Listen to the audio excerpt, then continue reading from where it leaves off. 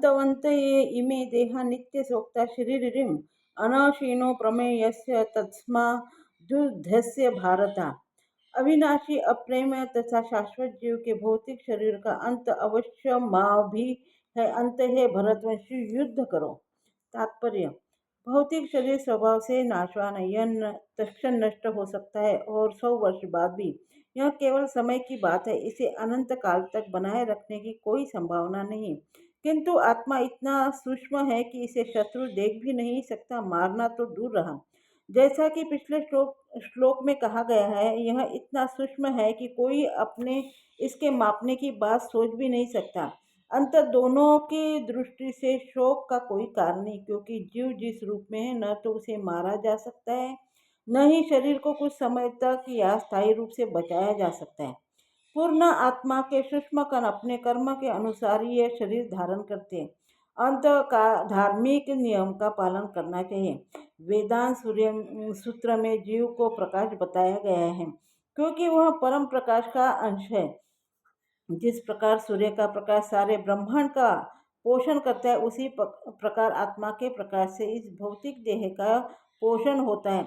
जैसे कि आत्मा इस भौतिक शरीर से बाहर निकल जाता है, उसे सड़ने लगता है, शरीर सड़ने लगता है। अंत आत्मा ही शरीर का पोषक है।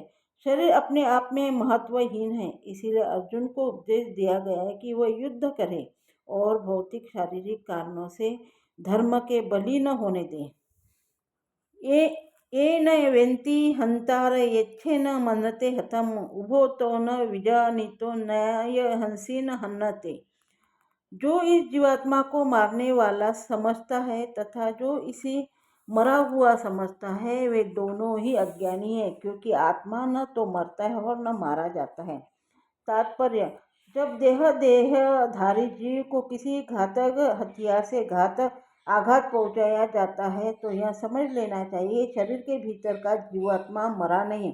आत्मा इतना सूक्ष्म है कि इसे किसी तरह के भौतिक हथियार से मार पाना असंभव, जैसा कि अगले श्लोक से स्पष्ट हो जाएगा। न ही जीवात्मा अपने आध्यात्मिक स्वरूप के कारण वध्य है। जिसे मारा जाता है या जिसे मरा हुआ समझा जाता है, वह केवल शरीर होता है, किंतु इसका तात्पर्य शरीर के वध को प्रोत्साहित करना नहीं है। वैदिक आदेश है, मां हिंसात सर्वभूतानि, किसी भी जीव की हिंसा न करो। नहीं जीवात्मा अवध्य है का अर्थ है कि पशु हिंसा को प्रोत्साहन दिया जाए। किसी भी जीव के शरीर की अनाधिकार हत्या करना निंद है और राज्य तथा भगवत विधान के द्वारा दंडनीय है।